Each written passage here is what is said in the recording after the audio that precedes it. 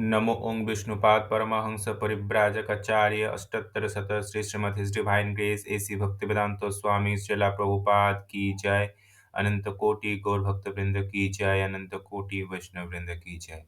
All glories to Srila Prabhupada, all glories to Sri Guru Gauranga. Hare Krishna, dear devotees, I hope all you are doing well. Today we'll be reading from Nectar of Devotion, only introduction.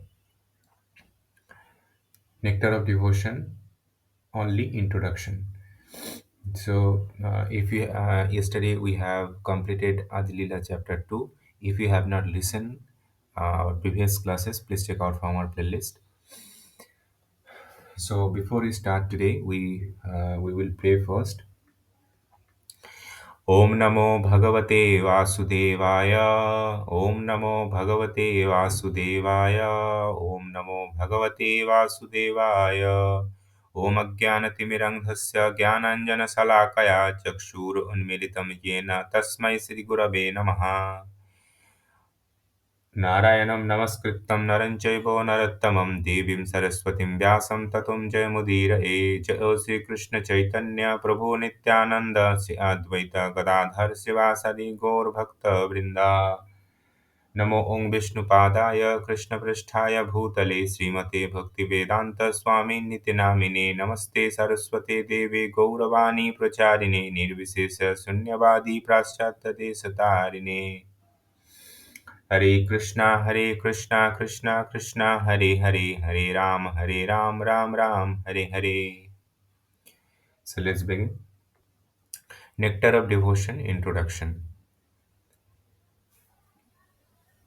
Lord Sri Krishna is the Supreme Personality Godhead, the cause of all cause, the reservoir of all rasas, or the relationship which are called naturality, the passive adoration, servitorship, friendship, parenthood, conjugal love, comedy, compassion, fear, chivalry, and justliness, wonder, and devastation.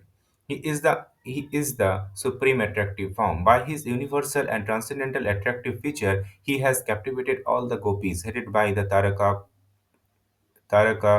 Palika, Syama, Lalita, and ultimately Srimati Radharani. Let's his lordship grace be on us so that there may not be any hindrance in the execution in the duty of writing of Nectar of Devotion, impaired by his divine grace, Srimad Bhakti Siddhanta Saraswati Goswami Prabhupada. Let me offer my respectful obeisances unto the lotus feet of Srila Rupa Goswami Prabhupada and Srila Bhakti Siddhanta Goswami Prabhupada, by whose inspiration I have engaged in the matter of compiling the summary study of Bhakti Rasamrit Sindhu. This is a sublime science of devotional service as the propounded by Sri Chaitanya Mahaprabhu, who appeared 500 years ago in West Bengal, India, to propagate the movement of Krishna consciousness. Srila Rupa Goswami began his great book by offering his respectful obeisances unto Sanatan Goswami, who is his elder brother and the spiritual master. He prays that Bhakti Rasamrita may be pleasing to him. He further prays that by residing in the ocean of the nectar, Sri Sanatan Goswami may always feel transcendental pleasure in the service of Radha and Krishna. Let us offer our respectful obeisances to all great devotee and acharya, holy teacher, who are compared to the shark in the great ocean of nectar, and who do not take any care for the various river for liberation. Impersonalists are very fond of merging into the supreme, like a river, and that came down and merged into ocean. The ocean can be compared into liberation, and the river of the different path of the liberation. Impersonalists are dwelling in the river water, which eventually come to mixed with the ocean. They have no information, however, the within the ocean within the river. There are innumerable aquatic living beings. The shark who dwell in the ocean do not care for the river that are gliding down into it. The devotee eternally live in the ocean of the devotional service and do not care for the river. In other word, those who are pure devotee can always remain in the ocean of transcendental loving service to the Lord, have no business with the other process, which are compared to the river and that only gradually come to the ocean. Srila Rupa Goswami prayed to his spiritual master, Srila Sanatan Goswami, for the protection of Bhakti Rasamrita Sindhu, the ocean of pure devotee of devotional service, from the argumentative logician who unnecessarily meddle in the service of meddle in the science of the service to the Lord. He compares their argument and logic to volcanic eruption in the midst of the ocean. In the midst of the ocean, volcanic eruption can do very little harm. And similarly, those who are against devotional service to the Lord and who put forward many philosophical this about the ultimate transcendental realization cannot disturb his ocean on the devotional service. The author of Bhakti Rasamrita Sindhu, Srila Rupa Goswami, are very humbly submit that he is trying to spread Krishna consciousness all over the world, although he humbly think himself unfit for this work. That should be attitude for the preacher of the Krishna consciousness movement. Following his footsteps of Rupa Goswami, we should never think of ourselves as a great preacher. Our but should always consider that we are simply instrumental to the previous acharya, and simply by the following their footsteps we may be able to something for the benefit of suffering humanity. Bhakti Rasamrita Sindhu is divided into four parts. Just as the ocean is sometimes divided into four parts, there are the different section within each of these four division. Originally, Bhakti Rasamrita Sindhu, the ocean is divided like the watery ocean into east, south, west, and north. While the subsection within these different division are called wave. As in the ocean, there are always different waves, either in the eastern side, the southern side, and the western side, and the northern side. Bhakti Rasamrita Sindhu similarly has different waves. In the first part, there are the four waves. The first being on the general description of devotional service. The second concern the regulative principle of executing devotional service, and third wave devotional service in ecstasy. In the fourth is the ultimate goal of love of God. These will be explicitly described along with their different symptoms. The authorized description of bhakti of devotional service, follow the footsteps of the previous acharya, can be summarized in the following statement by Rupa Goswami. The first class devotional service is known by one tendency to be fully engaged in Krishna consciousness, serving the Lord favorably. The purport is that one may also be in Krishna consciousness unfavorably, but that cannot be counted as a pure devotional service. Pure devotional service should be free from all the desire for any material benefit or for sense gratification, as these desires are cultivated through the productive activity and philosophical speculation. Generally, people are engaged in the different activity to get some material profit, while most philosophers are engaged in proposing transcendental realization through volume of the word and jugglery and speculation. Pure devotional service must always be free from such fruitive activity and philosophical speculation. One has to learn Krishna consciousness of pure devotional service from the authority by spontaneous loving service. The devotional service is a sort of cultivation. It is not simply inaction for people who like to be inactive or devotee their time of silent meditation. There are many different methods for people who want this, but cultivation of Krishna consciousness is different. The particular word used by Srila Rupa Goswami in the connection of Anusilana or the cultivation by the following the procedure teacher Acharya. As soon as we say the cultivation, we must refer to the activity. Without activity, consciousness alone cannot help us. The activity may be divided into two classes. One classes may be for achieving a certain goal, and and the other may be for avoiding some unfavorable circumstances. In Sanskrit, these activities are called pravitti and nivitti, positive and negative action. There are many examples of negative action. For instance, a diseased person has to be cautioned and take medicine in order to avoid some unfavorable illness. Those who are cultivating spiritual life and executing devotional service are always engaged in activity. Such activity can be performed with the body or with the mind. Thinking, feeling, and willing are all activity of mind. And when we will do something, the activity come to manifest by the gross bodily senses. Thus, in our mental activity, we should always try to think of Krishna, try to plan how to please Him, following in the footstep of the great Acharya and the personal spiritual master. There are activity of the body, activity of the mind, and activity of the speech. A Krishna consciousness person engaged in his preaching in the glory of the Lord. This is called kirtana. And by his mind, a Krishna consciousness person always think of the activity of the Lord, and he is speaking of the kind of battlefield and the Kurukshetra or engaging in his various pastime in Vrindavana with his devotee. In in this way, one can always think an activity and pastimes of the Lord. This is the mental culture of Krishna consciousness. Similarly, we can offer many service with our bodily activity, but all such activity must be in relationship with Krishna.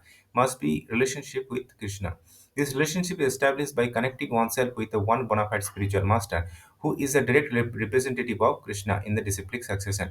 Therefore, the execution of Krishna consciousness activity with the kind of body should be directed by the spiritual master, then performed with faith. The connection with the spiritual master is called initiation. In the date of the initiation by the spiritual master, the connection between the Krishna and the person of cultivating Krishna consciousness is established. Without initiation, a bona fide spiritual master, the actual connection is never performed. Without initiation by bona fide spiritual master, the actual connection with Krishna consciousness is never performed. This cultivation of the Krishna consciousness is not material. The Lord has three general energy, namely the external energy, internal energy, and marginal energy. The living entity are called the marginal energy. The marginal cosmic manifestation in the action is the action of external or marginal energy. Then there is a kind of spiritual world, which is a manifestation of the material energy. A living entity who are called the marginal energy, the platform kind of material activity when acting under the inferior external energy. And when they engage in activity under the internal and spiritual energy, their activity are called Krishna consciousness. This means that those who are the great soul or great devotee do not care, do not act under the spell of material energy, but act instead under the protection of the spiritual energy. Any activity done in devotional service or in Krishna consciousness are directly under the control of spiritual energy. In other words, energy is a sort of the strength, and this strength can be spiritualized by the mercy of both bona fide spiritual master and Krishna. In Chaitanya Charitamrita by Krishnadas Kaviraj Goswami, Lord Chaitanya stated that it is a kind of it is a fortunate person who comes to contact in the bona fide spiritual master by the grace of Krishna. One who is serious about the spiritual life is given by Krishna the intelligence to come in connect with the bona fide spiritual master. Then, by the grace or spiritual master, one becomes advanced in Krishna consciousness. In this way, and the whole jurisdiction of Krishna consciousness is directly under his spiritual energy, Krishna and spiritual master. This has nothing to do with the material world. When we speak of Krishna, we refer to the Supreme Personality Godhead, along with his many expansion. He is expanded by the plenary part and parcel, his different part and parcel, and his different energy. Krishna, in other words, means everything and includes everything. Generally, however, we should understand Krishna to mean Krishna and his personal expansion. Krishna expand himself as Baladeva Sankarsan, Basudev,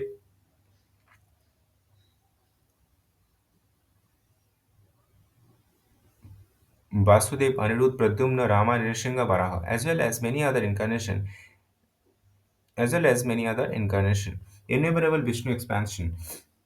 There is a described in the Srimad Bhagavatam to be the numerous uncountable kind of wave. Krishna include all sub expansion as well as his pure devotee. In the Brahma Samhita, it is stated that Krishna expansion are all complete in eternity, blissful and the cognizance. Devotional service meant to prosecute Krishna consciousness activity that are favorable to the transcendental pleasure to the Supreme Lord Krishna, and my activity that are not favorable to the transcendental favor of the Lord cannot be accepted as a devotional service. For example, great demon like Ravana, Kamsa, Hiranyakasipu were always thinking of Krishna, but they are thinking of him as the enemy. This sort of thinking cannot be accepted as a bhakti or Krishna consciousness. The impersonalist sometimes misunderstood devotional service in that way that they divided Krishna and from his paraphernalia and the pastime. For example, Bhagavad Gita is spoken on the battlefield of Kurukshetra, and the impersonalists say that although Krishna of his interest, the battlefield Krishna is not.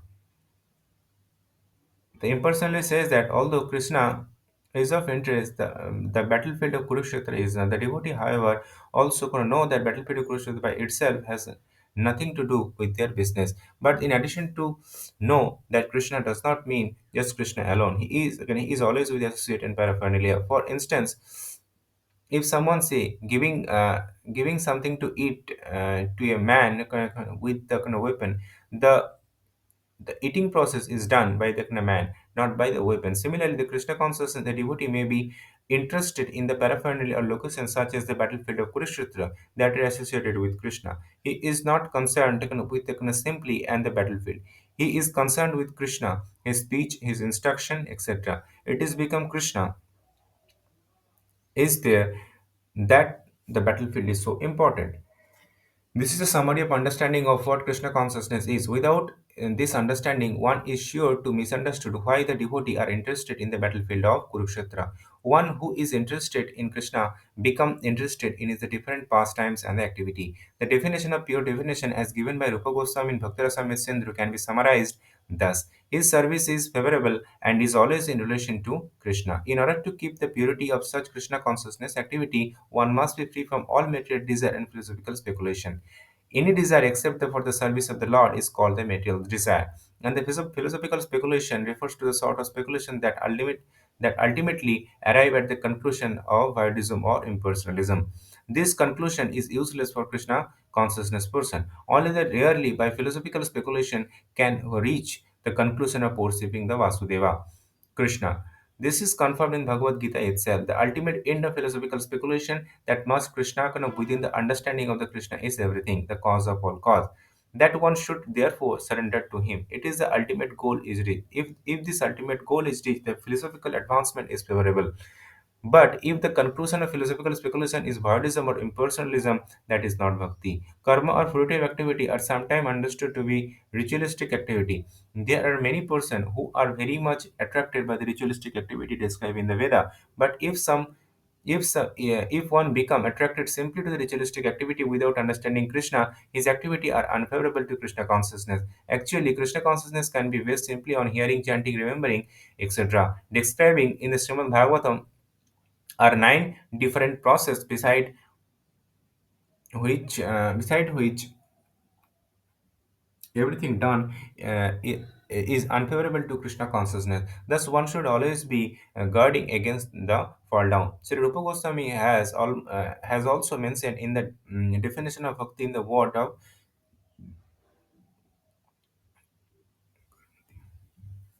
jnana karmadi. This karmadi kind of fruity work consist of activity that are unable to help one attain to pure devotional service. Many form of so-called renunciation are also not favorable to Krishna consciousness devotional service. Krishna conscious devotional service. Srila Rupa Goswami has also quoted a definition from the Narad Pancharatra as follows: one should be free from all material designation, and by Krishna consciousness must be cleansed of all the material contamination. He should be restored to his pure identity, in which he engage his senses in the service of the proprietor of senses. So when our senses are engaged for the actual proprietor of the senses, that is called devotional service. In our conditional state, our senses are engaged in serving this bodily demand. When the same senses are engaged in executing the order of Krishna, our activity are called bhakti. As long as one identify himself as belonging to the certain family, a certain society, and certain person, he is said to be covered with designation. As long as one identify himself as belonging to the certain family, certain society, and certain person, he is said to be covered with designation. When one is fully aware that he does not belong to any family, society, the country, but is eternally related to Krishna, he then realizes that his energy should be employed not in the interest is so-called family, society, and country, but in the interest of Krishna. This is the purity of purpose and the platform of pure devotional service in Krishna consciousness. So here we conclude reading of Bhaktivedanta purport. Introduction only from Nectar of Devotion. I hope all you understood. It is very simply written. Now let's go into the kind of insight. Please listen till the end. So today we're diving into a really profound text called The Nectar of Devotion, and it uses this incredible metaphor for spiritual life. I want you to forget about climbing a ladder or a mountain. Instead, picture a vast, absolutely bottomless ocean. Right off the bat, we get this quote from this source that just completely challenges our expectations. Devotees are compared to sharks? And they don't even care about the rivers of liberation? I mean, this is not your typical gentle spiritual imagery, right? It's really designed to make you stop and think. So let's unpack what's actually being said here. Okay, so first things first, let's get our bearings. To understand why anyone would want to be a shark, we need to understand the water. What is this ocean? And what are these rivers that the sharks are so busy ignoring? And here you can see the two very different spiritual goals laid out. On one side, you've got these rivers of liberation. Now, the text describes these as paths where the main goal is to merge with the Supreme, to dissolve your own individuality, kind of like how a river just flows into the sea and disappears. But then you have the ocean of devotion. And for the sharks, those are the pure devotees, the ocean isn't a place to just vanish. No, it's a place to live. It's a vibrant, living world of active, loving service. This image really gets at the incredible depth of this path. The author, Srila Rupa Goswami, he says that even the fiery arguments of philosophers and all their logic, they're like volcanic eruptions in the middle of this massive ocean. Sure, they might cause a little stir on the surface, make some waves, but they absolutely cannot disturb the immense, peaceful depths of a life of devotion. So you might be wondering, how in the world do you navigate an ocean this huge? Well, turns out the text itself is structured like a really detailed nautical chart, and it even comes with guides who have traveled these waters before. You see, this knowledge has a really rich history. It was spread far and wide by Sri Chaitanya Mahaprabhu about 500 years ago, and the author of our text, Srila Rupa Goswami, was directly inspired by his own spiritual master to compile this whole science of devotion into a book. So what we're looking at is knowledge that's been passed down through a direct line of teachers, or acharyas, who really lead by example. And the map itself, it is incredibly well organized. The book's name, Bhakti Rasamrita Sindhu, literally means the ocean of the pure nectar of devotional service. And it's broken down into 4 parts, just like the 4 cardinal directions of an ocean. Each of these parts has subsections that are called waves, and they systematically guide the reader from a simple overview all the way to the ultimate goal, pure, unadulterated love of God. All right, so we've explored the ocean as a metaphor. We've got the map. But what is the water itself actually made of? This brings us right to the heart of it all, the core concept of bhakti. So the text defines bhakti as first-class devotional service. But listen, the most important word on this whole slide is favorably. That's the key. It means bhakti isn't just any kind of focus on the Supreme. It's the intention, the feeling behind it, that really, truly matters. And this is where that distinction becomes crystal clear. The text brings up examples of characters from Vedic literature like Ravana or Kamsa. Now, these guys were constantly thinking about Krishna for sure, but they were thinking of him as an enemy they wanted to destroy. And that, the text says, is not bhakti. Pure devotional service, bhakti, is when your actions are driven purely by a desire to please, with no self-interest, no hostility. It's the quality of your consciousness that makes all the difference. Okay, so now that we get the nature of this ocean, how do you actually learn to navigate it? How do you swim? Well, the text really emphasizes that this is not a passive thing. It's not about just sitting silently and doing nothing. The Sanskrit word it uses is anushilana, which means an active process of cultivation. Like tending a garden. It needs consistent, conscious activity. So what does this cultivation look like in real life? Well, it happens on 3 levels. With your mind, you think about the Lord's activities. With your speech, you share his glories. That's a practice known as kirtana. And with your body, you engage in practical service. And the text makes a point to say that this physical service is best done under the guidance of an experienced spiritual teacher, just to make sure it stays aligned with its true purpose. So, after charting this whole ocean and learning how to swim through this active cultivation, where are we ultimately heading? I mean, what's the final destination of this journey? The central idea here is that in our current state, we tend to see ourselves through all these temporary labels or designations. Our job, our nationality, our family role. These are all seen as just coverings over our true eternal identity. So, the ultimate goal then is to move beyond all these temporary labels and get back to our original pure identity. And what is that identity? Well, the text says it's to serve the proprietor of the senses. In other words, the source of everything we can see, hear, and feel is God. And our senses find their highest purpose when they're used in a loving relationship with Him. And that really leaves us with a powerful question to think about, no matter what our personal beliefs are. The journey described in The Nectar of Devotion is all about shifting our focus from a self-centered life to one that's centered on service. It asks us all to think about what it might mean to find a purpose that's so vast, so deep, and so all-encompassing that it's just like living as a shark in an endless, nourishing ocean.